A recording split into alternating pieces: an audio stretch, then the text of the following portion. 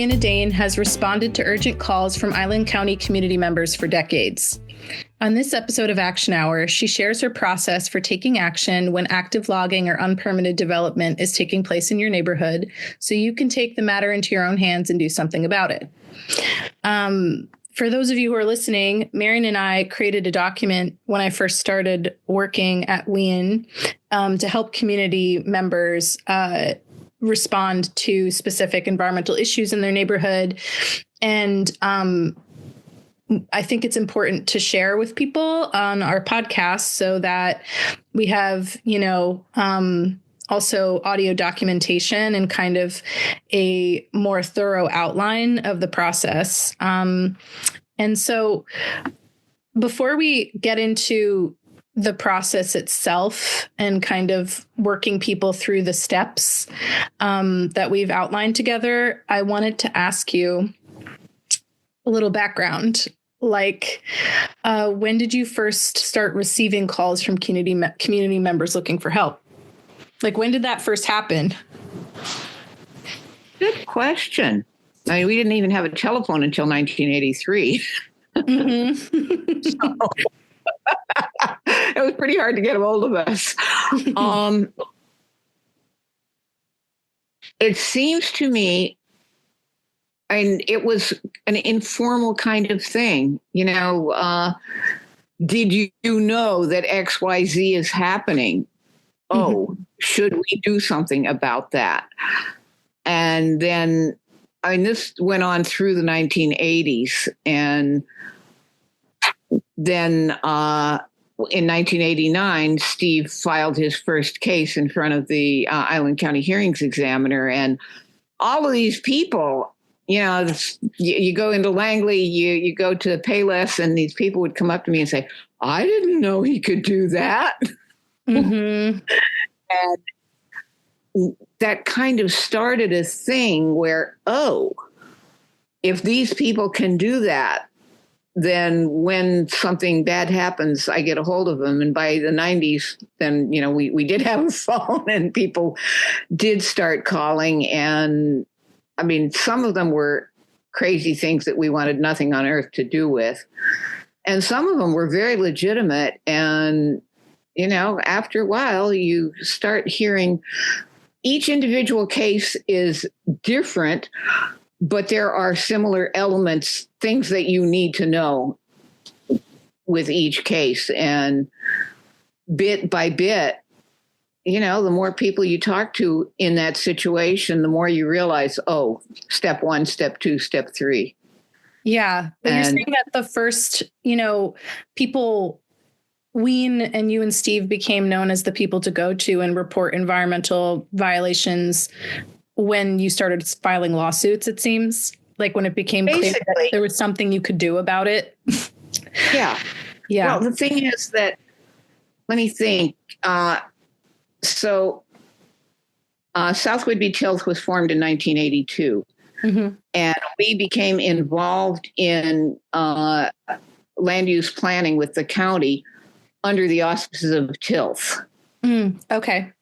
And then in 1985, the group Citizens for Sensible Development came into existence because at the time, Mr. Bob Porter, who owned Porter's Field Airport on Crawford Road, wanted to sell. And the people in charge of the South Whidbey Port District thought this would be a great time to borrow $100,000 from the FAA to buy Bob Porter's field and turn it into a commercial airport. And Citizens for Sensible Development came into existence around opposition to that proposal. Mm-hmm. And so then we used the Citizens for Sensible Development name until there was a major parting of the ways. Right. But ultimately, prior to having a phone line, it was word of mouth. You found something out. And even with the phone line, it's people who are calling you to tell you, with something like that, that's like a potentially big business transaction. But also a lot of these calls are about something that's happening close to their home or where they live, right? Oh, yeah. Like, yeah. And Yeah. you know, because you've described it as someone calls because they, quote, have a bulldozer in their backyard, right? And it wasn't actually in their backyard. It was on the road in front of them. And they wanted to know, why is there a bulldozer on the road in front of my house? Right. But it kind of starts with, you know, people in our community being aware and then curious about what's going on around them, you know? Curious is probably far too mild a term. Usually, these people are in panic mode. Yeah. And the first thing that I learned to do was, work with people to, okay, mellow out, deep breath. Okay, let's, stop the freak out phase, because that's not useful. It's a waste of energy. Let's get down to, what are you seeing? What are you hearing? What is happening? Yeah. And that's, in our document, that's the very first thing at the top. It says, before you do anything, stop, breathe, take your emotions out of it. Because I guess, as you're saying, most people who are calling you are in a state of panic and are not thinking rationally or like in a grounded fashion. And so it is important to ground yourself and to kind of regulate your nervous system before you go ahead and take these steps to do something. But I'm just thinking of some examples of activity that people have reported to you or that could report are things like notice of application of development or logging, active logging that's happening in real time, clear cutting. Yeah. Dumping of toxic material, clearing wetlands and wetland buffers, filling wetlands, and other kinds of development activities. Is there anything else you can think of that people have over the years reported, Dealing with PSE, which is extremely high-handed and makes the assumption that whatever they are doing is necessary for them to provide you with power, and how dare you object. And something that happened early on, we had an executive director for 3 years, from 1997 to 2000, and she had never seen a big tree come down. And Pioneer Bog along the highway, PSC has a line along the highway, along the edge of the bog. And there used to be a stand of very big, beautiful old Doug firs at the west end of the bog.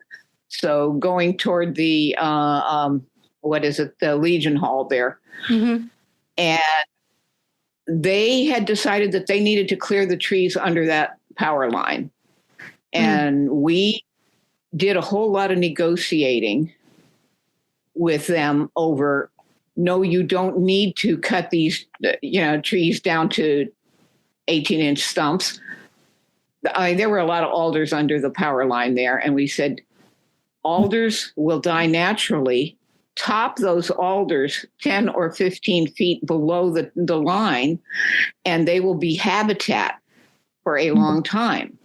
They will die, but that's okay. And they did top the alders, and then we started to get complaints about, do you know what they're doing? They're cutting the tops off of those trees. Yeah, they are. But they promised to leave that stand of Doug firs at the end of the bog. And our executive director at that time, Jennifer, was driving by, and they were in the process of cutting those trees they had promised to save. And she went into utter freak out. And, got a hold of us immediately, and we got out there, and these were big, beautiful old Doug firs, and they weren't even by the power line. Yeah. And when you did go out there, she saw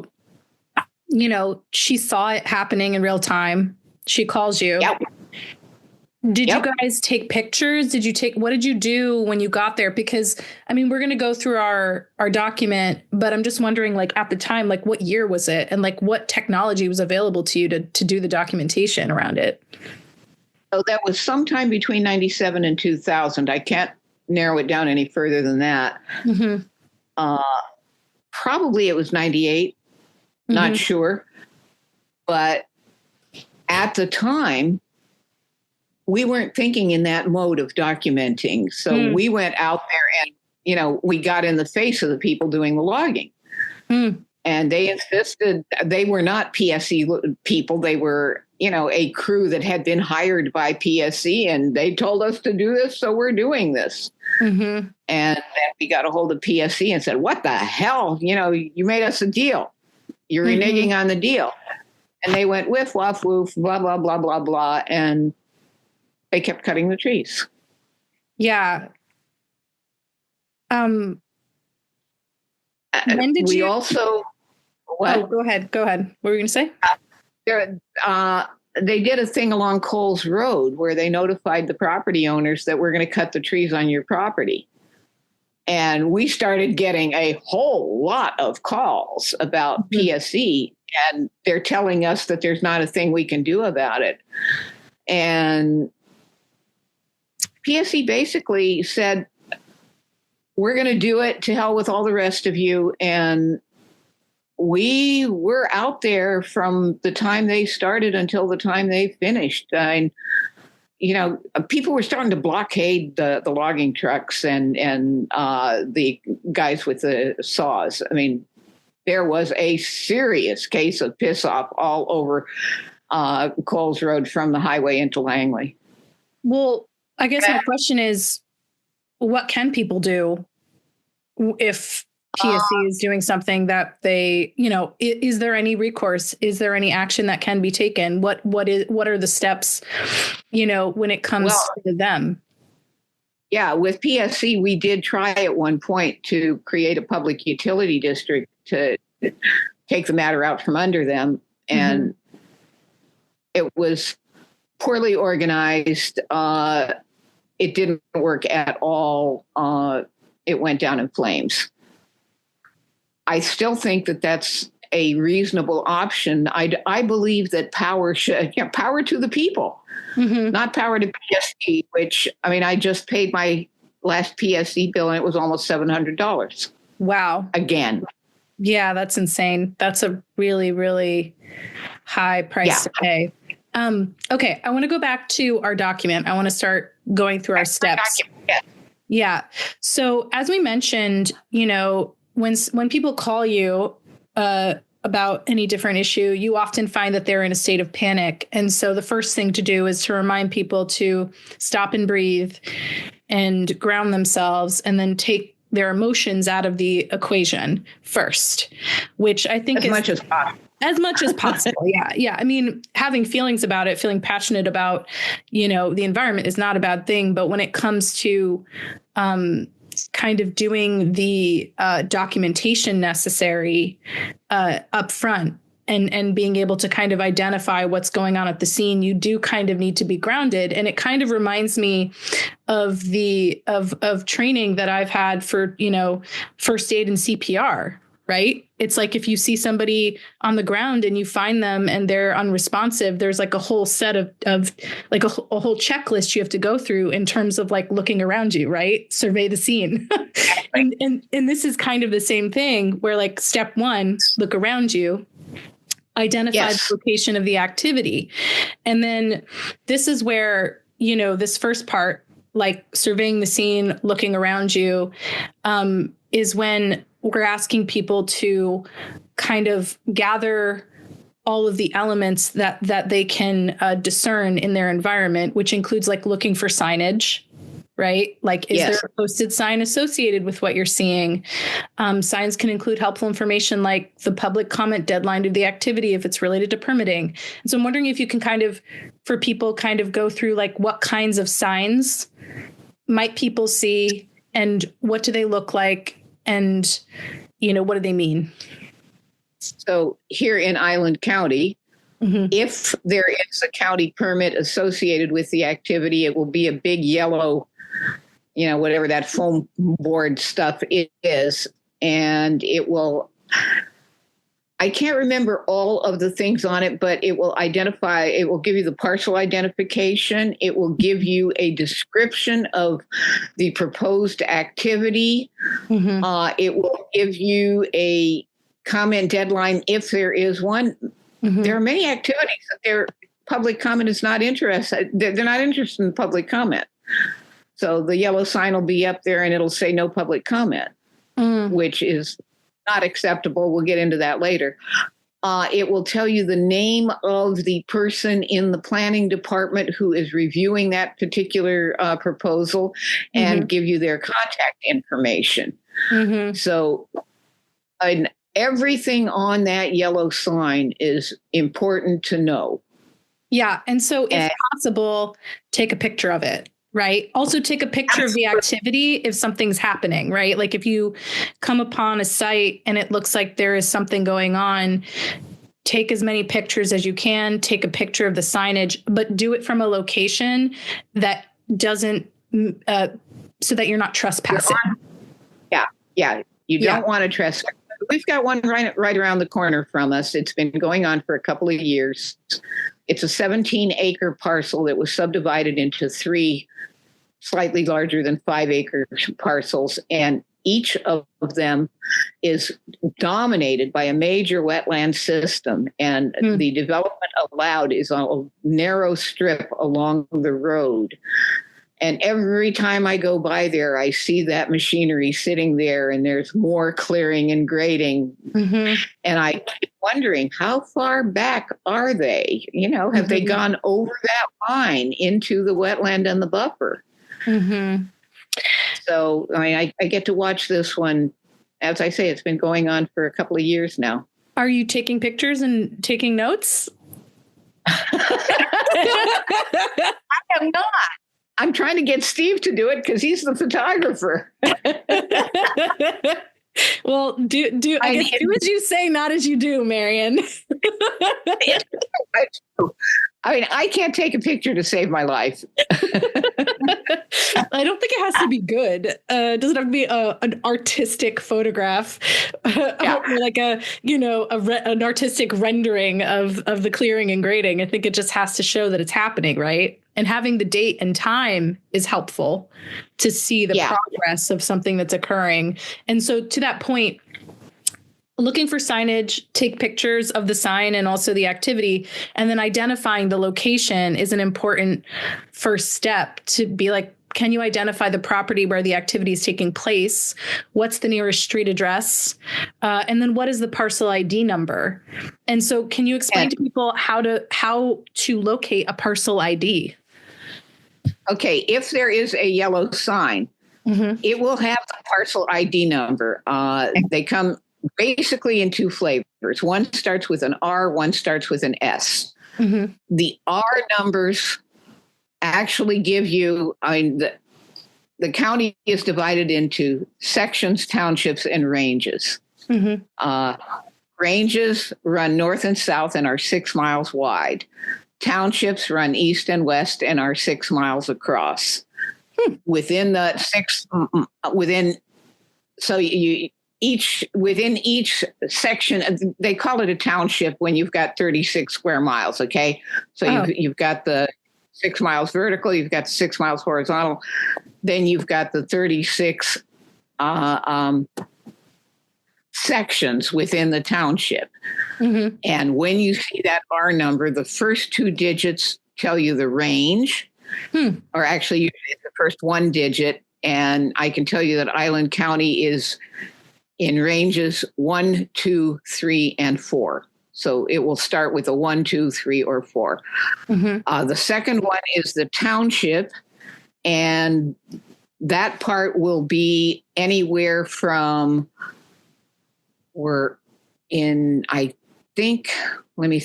township 20. I think we're the farthest south in township 28. There may be a tiny bit of township 27. And going northward up to Deception Pass, you're up in township 34. So you would see something that said R 2, 3, 4, and then two more digits, which tell you which square mile inside that township, numbers 1 through 36. So Wow. I can tell you that I live in R32803. Okay, so we are in range 3, we are in township 28, and within those 36, I'm in number 3. Marianne, so that's incredible. The fact that you're just continuing to back up my theory that you are a human computer. But anyway, sorry about that. Anyway, so there's a dash after that, and there are 2 digits after the dash, or 2 or 3 digits, and then dash 4 digits. And that nails down the specific parcel within that square mile that you have just figured out from the start of the R number. Yeah. And so you said that this number is, if there is a notice of application, it'll be on there. And if you take a picture, you'll have it. Otherwise, how do people figure this out? Okay, let me go back to, there are also S numbers, subdivisions. And if you go down to Skagit Head, or if you go down around, up around Oak Harbor, there are subdivisions, and those start with S's, and they're 4 digits, 2 digits, and 4 digits. And I have not memorized those, but each of those subdivisions, you get down to Clinton, and it'll be S, whatever the 4 digits are. And I don't have those memorized. I do have the R numbers memorized. Yeah, but in the case of okay, so if there's a notice of application, you'll get the parcel ID number. And if somebody has that parcel ID number, they can go to the Island County website and look up information associated with that parcel ID, right? Yeah, and the county website is not the most user-friendly, but then I am no peasant in these things. I have figured it out. And I would have to actually go to the county website and walk you through that process. If you want me to do that, I can. Yeah, I think we should do that later. But I just want to put a pin in that to say that there is a place on the county website for people to plug in a parcel ID and to figure out who owns that parcel and what permits are associated with that parcel, right? Yeah. I mean, when you get to that particular place on the county website, I mean, as I say, it's the pain in the underwear to get there. And once you do get there, you have to figure out what each of these things is that you're going to click on. Yeah. But it gives a vast amount of information about a parcel. Look for signage, take a picture, identify the location, including the parcel ID, write it all down. Document the name of the road and the nearest crossroad. If there are any street addresses nearby, write them down. And then, in terms of the actual activity itself, ask the following questions. What is happening at this location? Is there active damage happening while you're watching? Is this private or public property? Are there any other questions you think people should ask, initially when they're surveying the scene? If there is active work going on, if there is machinery sitting there, be aware that when logging is happening, the state law says that the operator must have a copy of the permit in hand and produce it upon request. Now, I've talked with plenty of people who say, I'm not going to walk up to that logger. Fair enough.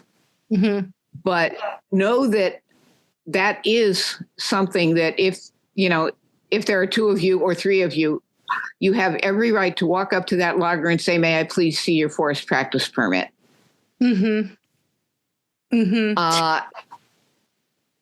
If, whatever is happening, if there is equipment there, often there is a name on the side of a truck or on a big piece of machinery. Write it down. Write down every bit of information that you can see on that truck. Yeah, which goes to step 2, which we are calling document. Documentation should be happening from the very beginning and throughout this entire process. The more information you have from the start, the better. and you don't know what you might need later. So collect everything, which I'm curious if you have kind of an anecdote or a story around collecting information that then became useful later. And you know, I can't, I mean, I know it has happened a number of times that you've got information from something that happened and then something else. It may not even be on the same property. It may be on a different property. I can tell you that I'm doing a poor job right now of tracking a serial violator, and it's good to have the information on said serial violator. You know, there he goes again. Yeah, well, I guess that's true and that speaks to kind of this in terms of environmental violations and trends, that there have over the years been certain companies or certain people, certain individuals who have, broken the law over and over again. And that, like, it may be, I know that with Trillium, for example, all of the information that you collected when they initially started clear cutting ultimately helped to, catch them in the act later on a different property, and ultimately helped save land in another country. Right. It was like, but you kept everything. Yeah. You never like let go of the information, and you always had it organized and ready to go. That's how I'm telling the story, is that it's always been organized and ready to go. Yeah. After a while, and it's something that, it's been a thorn in my side for years and years, that we all know who the bad actors are. Mm-hmm. And when I've talked with people at DNR about that, they say, no, we can't tell people that these are bad actors. We have to just hand them the permit. Mm. And Island County, I've had that discussion with them, that Island County keeps sort of a list of contractors. Mm-hmm. And, we tell them, look at the violation notices here. Do you really want to have that person on the list? Oh, we can't take them off the list. And it becomes a question, how do you make people in the world aware of these bad actors? I can't stand it when somebody that I know and like tells me that they've just hired company X, and I go, oh my God, you didn't. And they say, well, it's done now. I signed the forms. Yeah. Well, I think that to that point, that when people are documenting and when they're going through this process of gathering information to report, I think it's important to kind of call out the fact that, like, you may not win everyone, or you may not get the outcome you want for that, but that going through the process has value, because cumulative impact can be shown through a period of time.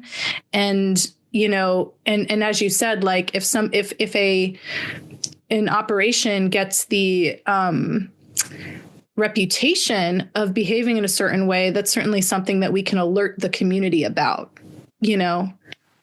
That is a we enroll. Now, mind you, way back when I started early on, an attorney that kind of lost contact with told him what I was considering doing. And he said, you're looking for a lawsuit, aren't you?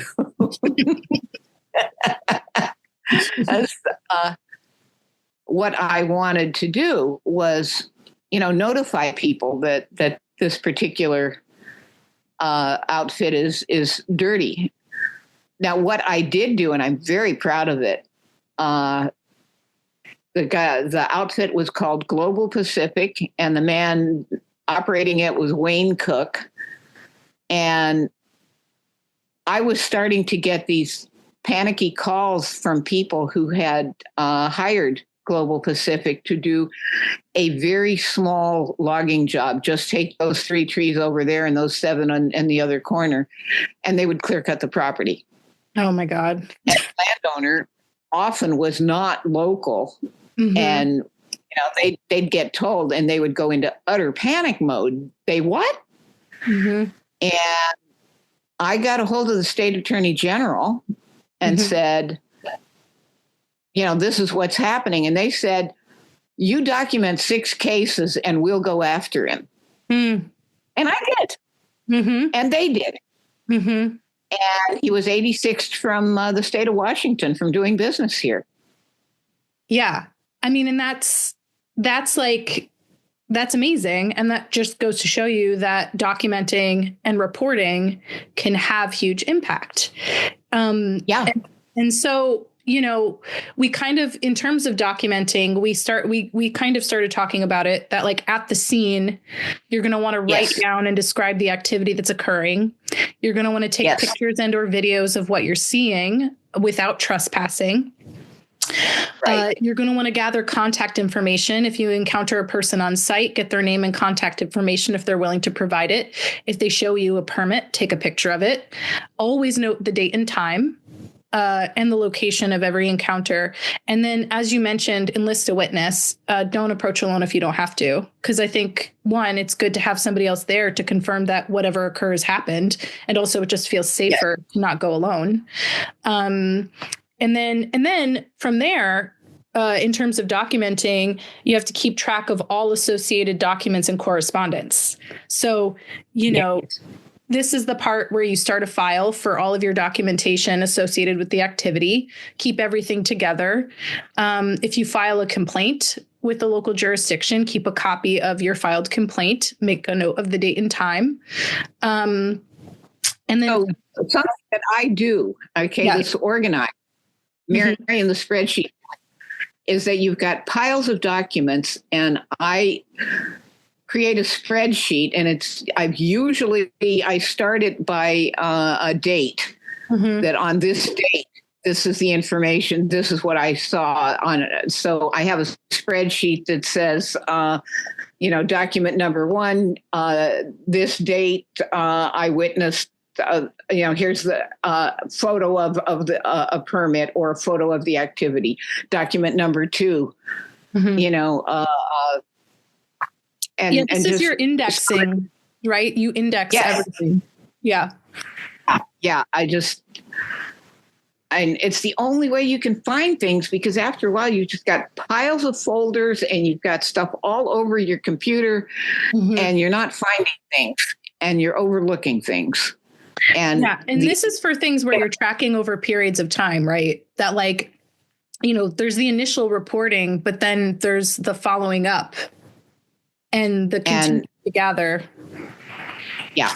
The following up tends to take much longer than you thought and tends to get much more involved than you thought. And it's terribly frustrating.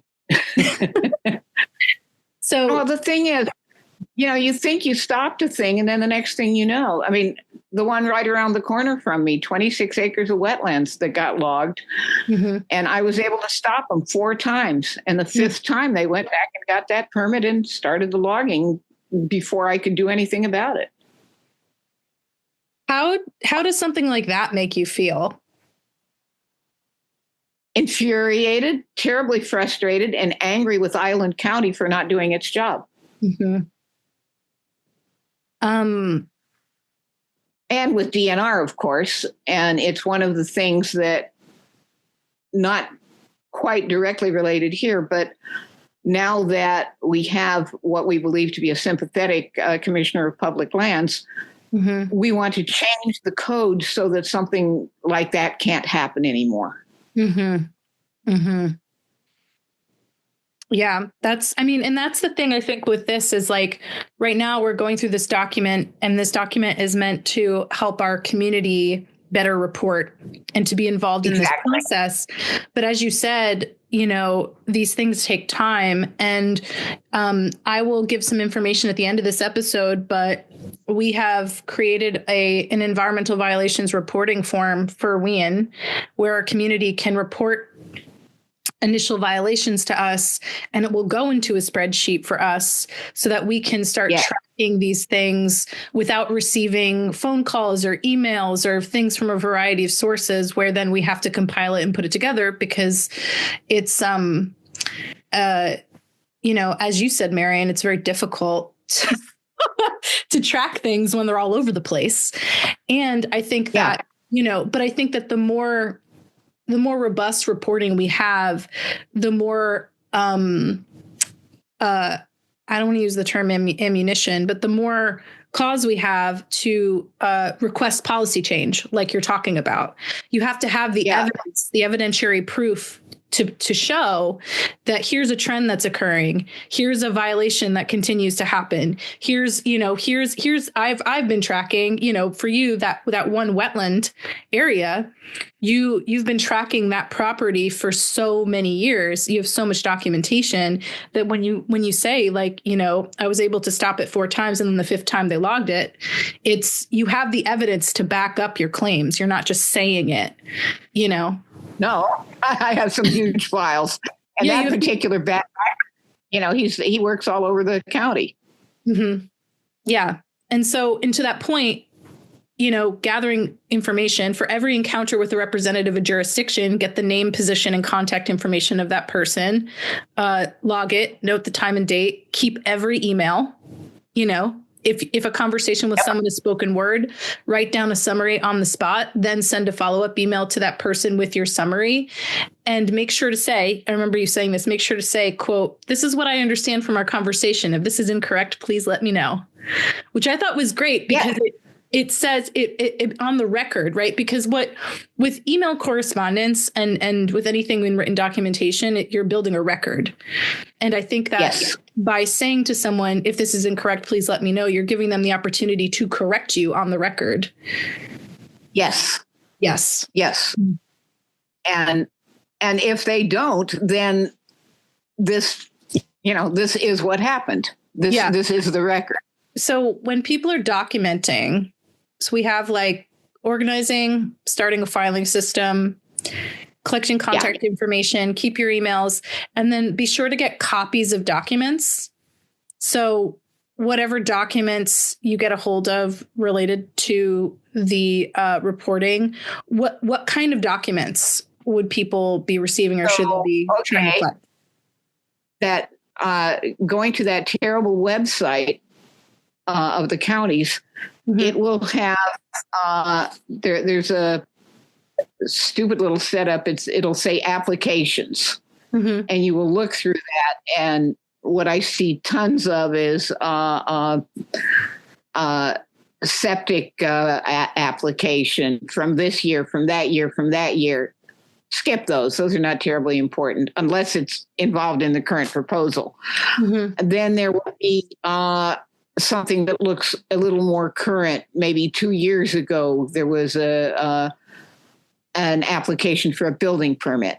And associated with that, then there will be a subset of if the building permit, they want to build in a wetland or in a buffer, then there will be a SEPA checklist. And so then in each of these, and as I say, it's horribly organized, you will find relevant documents. And sometimes they just tell you they're there and you don't get a copy. Sometimes there's a link to a copy of the document.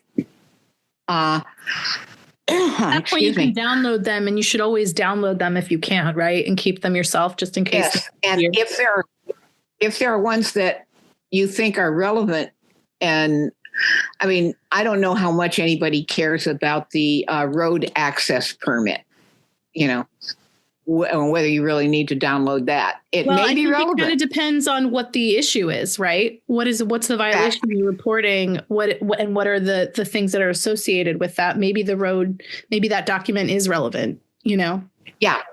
The county website has the ICGeo map where people can theoretically look up a parcel ID.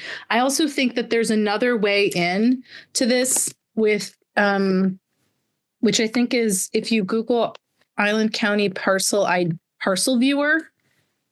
Yeah, that's the one I use all the time. Parcel viewer. There's a parcel search. So it's the Island County webpage has a parcel search. You need to have either a name or a parcel ID. And one of the ways that I use this is that you may not have the specific parcel ID, but when you have that section, township, and range, Mm-hmm. you figured out where you are. I mean, down here in the Skagit Head neighborhood, it'll be R32803 or R32804. You can look that up and it will give you all the thousands of parcels within that square mile. I'm wondering if it's also possible. So say somebody is in a location and they open their Google Maps app on their phone and they get the longitude and latitude of a particular activity. Would they be able to look it up that way? I've never tried it, but it should, once you have that Latin long, that should be able to, once you have that, you can zoom in on a map, right? That's what I was thinking with the IC GeoMap. So like if you have a parcel ID number already, you can go to the parcel viewer on the Island County website and plug it in to get information. But if you don't have the parcel ID, you can use the IC GeoMap with longitude and latitude to match it to a parcel. That'll get you to the parcel ID. Yes. Yeah. That should. Okay. Yeah. Excellent. Yeah, because I was thinking, I was like, how do we, for people who are, if there's a notice of application, you should have that information. But if there isn't, like say it's active logging or somebody's clear cutting without a permit, how do you figure out where exactly it's happening if there isn't just like an address right in front of you? Which if it's your neighbor's property, you might be able to find that out pretty quickly, right? But if it's happening somewhere else, it may take a little more time. So based now that we've entered this conversation about whether or not activity is permitted in our steps, that's kind of step 3 is to figure out whether or not the activity you're seeing is permitted activity. So, and lack of anything else, if you really, you're going to have a parcel ID number, mm-hmm. But if you don't trust yourself to go through the process of looking it up on the county's website, you phone the planning department and say, parcel number so-and-so, can you tell me if there are any active permit applications? Mm-hmm. They are terribly hesitant and sometimes they'll say you'll have to do that as a public record request. Bullfrogs and little green fishes, not true. Mm-hmm. You go, and some of them are very helpful, some of them are not, but that's what you get everywhere. With DNR, you can phone the DNR Northwest Regional Office and ask, and tell them the location as nearly as you can, and they will tell you. Right. And so this comes up because, like, I would say that when we're going through these steps, there are a variety of different issues that people might be phoning about. But ultimately, these steps, as it pertains to permitting, usually has to do with forest practices or development permitting, right? That's pretty much, unless, no matter what is going on, whether it be an agency or a private landowner or a wildcat developer or whatever, there is something happening on the ground. Mm-hmm. There needs to be some record of that. It'll be with Island County or it will be with DNR. Those are really the only two options.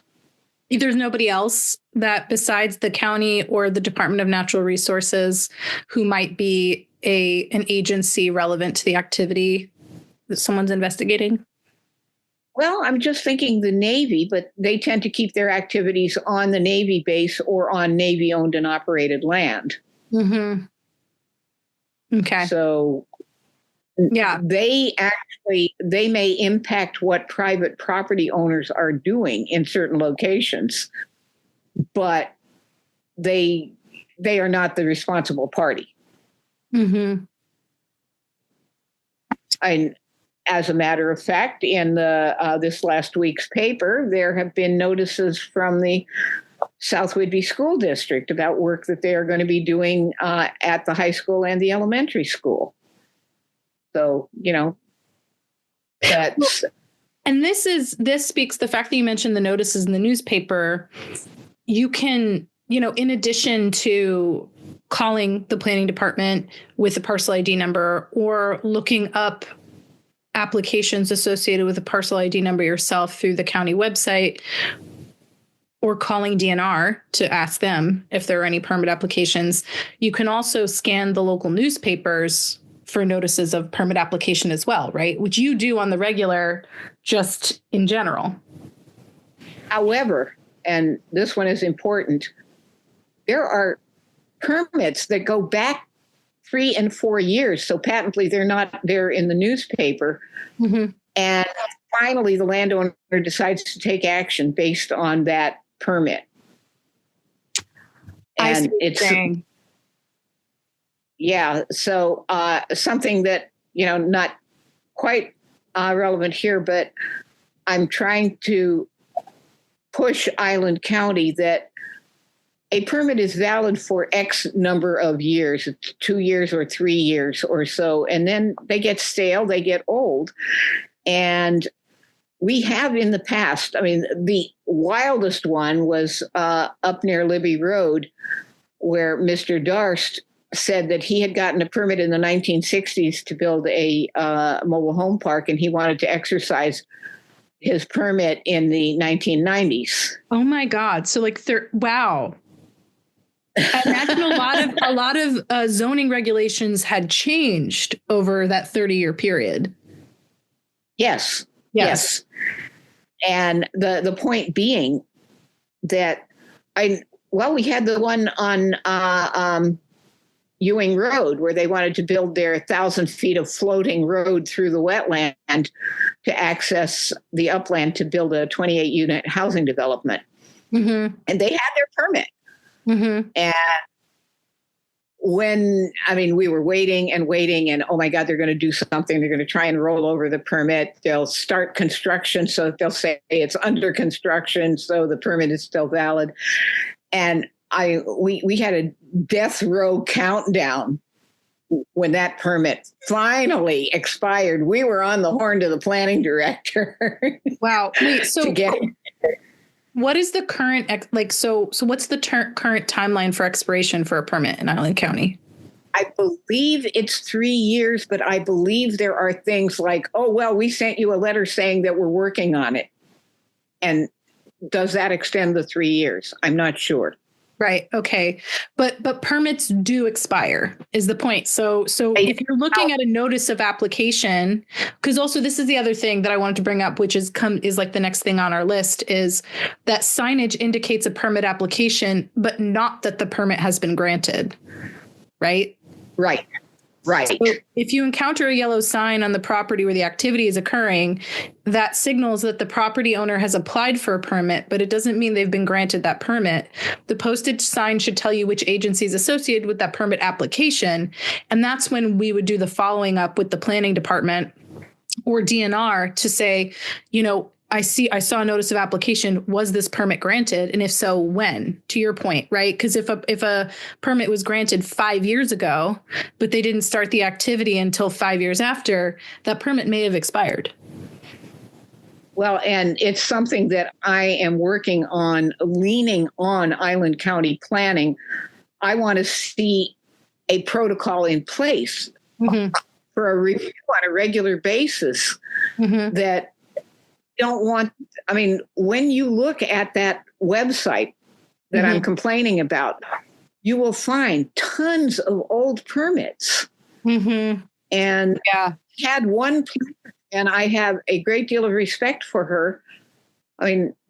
We were at odds for all these many, many years. And then she called me a couple of years ago, and she was going through the records to find these, I don't know what to call them, orphaned permits, permits from years ago that there was no action.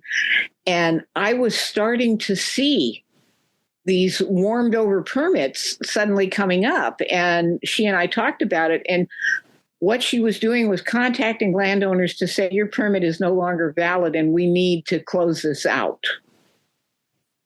Mm-hmm. So she was trying to take action on these, ancient permits. So, But yeah, go ahead. What permits? So now we're talking about permits, permits have an expiration date. Whether or not there's a protocol in place to actually follow through on that expiration date is a question. But can we kind of go through which jurisdictions are in charge of which permits? Because as you said, someone who's reporting something in Island County is likely going to be reporting something that's under the jurisdiction of Island County or the Department of Natural Resources. And so, yeah, those are pretty much who's doing it. Yeah. And so we kind of talked about this in our forest practices episode, but Island County is responsible for development related permits, right? That's right. And the Department of Natural Resources is responsible for forest practices permits that do not include development. Right. Now, something that we've seen come up now it's rare, but it's happening, and I'm unhappy about it. DNR issues permits for spraying after logging. Oh, yeah. This is the first time you mentioned this to me, Marianne. Well, it's that rare. The property that is now the Whidbey Camino Land Trust property at Admiralty Cove, that part of it got logged years and years and years ago. And as a part of their logging, they said that they were going to be doing aerial herbicide spraying. And several of us had a cow. Mm-hmm. Yeah. Like, no. I don't know if they ever actually did the spraying. They got the permit from DNR. Wow. And there's a recent one that I just looked at that it's a development permit. I think it's the one inside the Oak Harbor UGA. And yeah, they've got their logging permit and their way of dealing with regrowth is to spray. Like, excuse me? You're going to clear cut this property within the UGA and with all of these small developed parcels all around it, and you're going to spray? Yeah. That seems unwise. But okay. So DNR forest practices permits, county development permits. Can you remind us all what clearing and grading is again? Just what it says. Clear off all the vegetation and bring in a bulldozer and make it flat. Yep. And so any clearing and grading that's happening without signage is potentially unpermitted, right? There are all these niggly little exceptions. Mm-hmm. So, if you clear and grade less than 500 cubic yards of material, then you're exempt. Okay. And I can't give you a picture of what is 500 cubic yards. DNR says that if you are, and the last permit that I reviewed from DNR, they said it was an informal conference note saying that, well, this is within 245 feet of a structure frequented by humans. Mm-hmm. So we don't require anything. You're good to go. So now if, whatever clearing and grading happens in that area, they will be going to Island County for a clearing and grading permit if it's more than 500 cubic yards. The only exception to that is if there are critical areas involved. Right. But regardless, if you see clearing and grading and there's no permit, there's no notice of application, report it or follow up with the planning department and ask them if, because as you said, I can't visualize 500 cubic yards. No. And whoever is doing that should be able to prove that they don't need a permit, right? Like, regardless of those factors, we should be following up and we should be asking questions just to make sure. Absolutely. Yeah. Absolutely.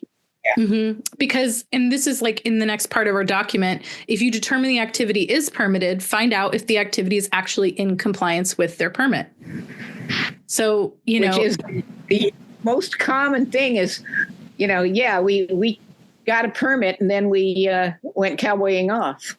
Right. Because they could have gotten a permit for one thing and they could be doing another, and so just because the usual violation is they got a permit to clear and grade a half acre up in the upland and they decided that they would just wipe out the wetland buffer while they were in the neighborhood. Right. That's typical. Right. And according to our county ordinances and also state ordinances, critical areas, if you are going to do any kind of forest practices or clearing and grading in a critical area, you need to have a plan of mitigation for that. And you have to go through the CPIP process, right? Well, first of all, there's mitigation sequencing. The first step is avoid the impact. Mm-hmm. And what we are trying to push, both Island County, Langley's getting better about it. I got it into the Langley Code. But that if there is a way to avoid the impact by changing your proposal, then there's an obligation and a duty to change your proposal to avoid the impact. Island County isn't there yet. Right. Right. But ideally, that would mean, for example, if you have property that, a 10-acre parcel and 9 acres of that parcel is wetlands, that if you were going to develop, you would develop on the 1 acre that doesn't have any wetlands. And the case where that happened, we got told that it was less impactful on the 9 acres to fill in a corner of it so that they wouldn't have to build a road through the 9 acres to get to the 1 acre that was upland. Do you believe that it was less impact, or do you think that a road would have been less impact? Well, years ago, just outside of Langley, we ran into exactly that situation. The landowner tried to hire us to help him, build this road through the wetland to the upland, and he didn't like what we had to say, and he started to fill in right off of Burke Hill Road. At which point we turned him in. Mm-hmm. Mm-hmm. And as it turned out, he owned property on Saratoga Road, and he could come in from Saratoga Road to that property to the upland. That there was no need to be building a road through the wetland. Mm-hmm. There may be other cases where that's not so. And then you get into this reasonable use, and they have a right to develop even if they have to put it on pontoons. We want to challenge that, but right now the law is that, yes, they can get a reasonable use exemption to build in a wetland, on a vertical slope, whatever. Mm-hmm. But in as it pertains to our reporting, you whatever it is you're seeing, make sure you're documenting it, following up, and then contacting the jurisdiction about it, especially if it's permitted, follow up to find out if it's actually in compliance. And if you don't see any permit, you're contacting the planning department in Island County to let them know that you've seen the activity and there is no permit associated with that activity, which happens too, right? And my understanding at the moment is that we don't have an enforcement officer right now. I don't know if that has changed. Maybe there is a new enforcement officer, but they come and go so fast and I've lost track. Yeah, but theoretically, we are the county is supposed to have an enforcement officer both on Whidbey and Camano, and their phone numbers are available on the website. They're also available in our document, as is the information for the Department of Natural Resources Northwest Region office, because we also have a Department of Natural Resources forester that is assigned to our region, right? To also look up, if we report something to them, they're supposed to come and verify that as well, right? And I've got to say that Grant and I can't remember his last name at the moment, is one of the best we've had. Mm. I mean, I've been doing this for a long time, and the field foresters have been not very satisfactory, and Grant is good. When I complained, he does something about it. Mm-hmm. Mm-hmm. I mean, it's not always what I want him to do, but within the limits of his remit with the forest, with DNR. I mean, he can go so far and no further, and he will go as far as he can. Which is all you can really ask of somebody, right? Is to be responsive and do as much as you can. And so speaking of that, doing as much as you can, once you've documented everything, you've surveyed the scene, you've documented everything, you figured out whether or not it's permitted activity, you followed up with the appropriate jurisdiction, then you have to decide a course of action and ask yourself, can you make a difference? Like beyond what you've done, it's important to know what the limits are for your ability to act. Can you intervene? If you do, will it make a difference? If you can't, why not? And what needs to change so you can? I think that what I'm interested, since we've kind of outlined the steps and we're talking about this, I kind of have two questions. And one is about, well, I'll ask this first one. How can we go about this process without being a NIMBY about it? There's nothing wrong with NIMBY. I mean, there are two different things, okay? I mean, we get this all the time. And so we've got NIMBY, not in my backyard. Nope, not on planet Earth. Mm-hmm. That if it's bad enough to report, and yes, we do get NIMBYs. I mean, the ones that, well, they shouldn't do that here, they should do it over there. That may be a realistic and relevant thing. I mean, there's some folks that's not related to us. They're the Tri-Cities, whatever they are, council. They are hating the fact that PSC is building lots and lots of wind towers and solar installations in the Horseheaven Hills. Mm-hmm. And as far as I can tell, they've come up with a number of environmental issues that need to be addressed. And yes, when you are doing, environmentally good things, you need to look very carefully that you're not accidentally doing a bad thing. Mm-hmm. So that part of what you're doing, okay, fine. But their bottom line is, we don't want those things over there where we have to look at them. That's NIMBY. Mm-hmm. And no, I'm not tolerant of that kind of NIMBY. Mm-hmm. So NIMBY comes in a number of flavors. Mm-hmm. It's been years and years ago, this thing that they called Star Wars. This was this huge floating thing that put out a deadly electromagnetic ray. I mean, birds fell out of the sky. It was known to kill. Oh my God. And this was part of, they were going to shoot down, the bad guys' satellites. Mm-hmm. And it came to Everett, the port of Everett. And they were going to station that in the port of Everett. And there it was. And we did the homework, and people living along the bluffs between Clinton and Langley would have, their excuse was, well, the ray never goes below 10 degrees of arc. So it'll go up, not horizontally. Well, so we ran the numbers on 10 degrees, and that would hit all of the houses on the bluff between Clinton and Langley. And we got very involved. It's like, excuse me? Right. And we got accused of NIMBYism. And it's like, yeah, you know what? We don't want our neighbors getting killed. That's one of those silly things. And we went to the hearings in Everett, and I think it was the Navy that was doing, it was a federal thing. And basically, it was going to do real harm to real people. Yeah, that's NIMBY. But then, it's NIMBY in the sense that, like, when you say not in my backyard, I think when you're talking about something like that, it's like not in anyone's backyard. And that's where we developed the nope, because the tiny village of Edain, Alaska said, if they don't want it, we'll take it. And I was lobbying hard and heavy. No, NIMBY, not in our backyard.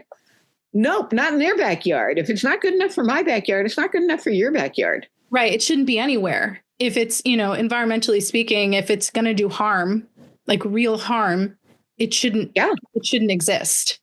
Yeah. Mm-hmm. And to my knowledge, that thing is still parked up there at Edain. That's really scary for them and for everybody, Yeah. But I mean, yes, NIMBYism is a real thing, and it is something. I mean, what is the person's heartburn with the proposal? Mm-hmm. Is it? I mean, we do have cases. A house that was built a long time ago on Anthony's in Langley, that it was a spite house, and it was designed to block the view of all the neighbors out toward the sound and the mountains. Mm. And yeah, I mean, their complaints were NIMBY complaints. Turns out there's no law against blocking your neighbor's view. Mm-hmm. Mm-hmm. So, as I say, the NIMBYism, it's real. Mm-hmm. And there are times when you can say, I mean, those folks, out in the Tri-Cities, get over it. Mm-hmm. Yes, you want thorough and careful environmental review, and you want it done right. But that's not what they're after. They're after stopping it. Right. And I guess that's the in terms of the metric by which we can determine if something is a legitimate environmental concern and whether or not it is the negative form of NIMBYism is whether or not there's real environmental harm happening that would be bad in anybody's backyard. Exactly. And people who don't want affordable housing in their neighborhood because they have biases against what they consider those kind of people that would live there. That's the kind of NIMBYism that we have no interest in and have nothing to do with. And that's not the kind of reporting we are asking you to report with us. There's the affordable housing unit. I can't remember if it's 26 or 32. I think it's 26 apartments across the highway from Freeland.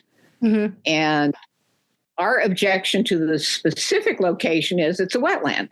Mm-hmm. Could you move it up the hill, maybe 50 yards, maybe 100 yards? Mm-hmm. There were neighbors whose complaint about it was those kind of people in our neighborhood. Mm-hmm. So, I mean, sometimes it's really hard. There may be a legitimate complaint and there may be a really bogus, illegitimate complaint about the same project. Mm-hmm. Mm-hmm. You really have to ask yourself why, what is the underlying principle that you have a problem with? Yeah. Mm-hmm. Yeah. I mean, we found it terribly uncomfortable to be in the same camp with those NIMBYs. Mm-hmm. And we weren't saying don't do it. We were saying don't do it in the wetland. Right. Right. Yeah. Just move it a little bit. Yeah. Yeah. Is there anything else you want to share about this process with people before we get off for the moment? Persistence, follow up. Mm-hmm. They're not going away until and unless you make them go away. And maybe you can't. Yeah. There are times, I mean, there's that whole mitigation sequence thing. If you can't make it go away completely, what can you do to minimize the harm? Mm-hmm. And you work your way down that, mitigation sequencing until you get to the point of there ain't nothing we can do. But even then, keep an eye on it, monitor, watch what they're doing, and report constantly. The county's going to get bloody tired of you, but that's their job. They get paid to do that. Yeah. To that end, if you need to report environmental activity in your area, in addition to reporting to the county or to DNR, you can report to WEEN directly through our website at www.whidbyenvironment.org/report-to-WEEN. I'm also going to put that link in our show notes. And thanks for being with us, Marianne. Another man up in the pulpit in the state house. Head of the table with a black pen, scratching egos, talking too loud. Externalize every outcome, every warm gun, every profit. And kneeling down to the flashing numbers, the NASDAQ, the cold constructs.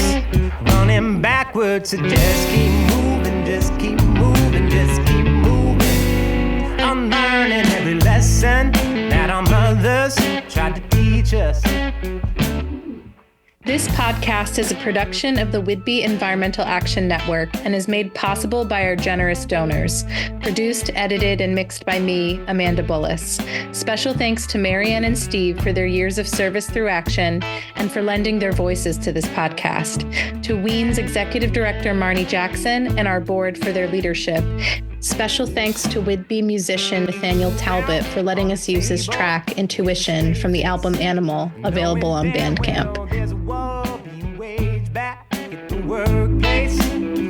Every day on your paycheck, a volume of confidence against the idea of your body being put into your own hands. So please don't hold it, please don't hold it, please don't hold it back. Unleash the power, the straight logic of compassion. What I need now ain't that old religion or the cold hard facts. Just need a woman's intuition, get us on track.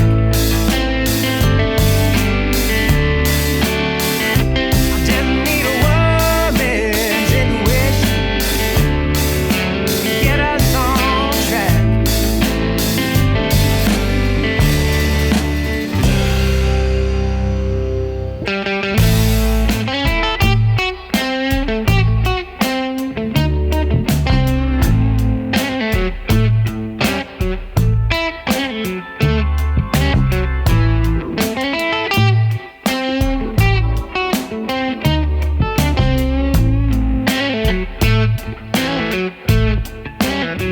Stepping out of the shadow of a false man's allegory, slowly erasing that old violence from the story. Recoupling emotion, slow emotion to intelligence, granting the planters, healers, teachers, feelers a new relevance. What I need now ain't that old religion or the cold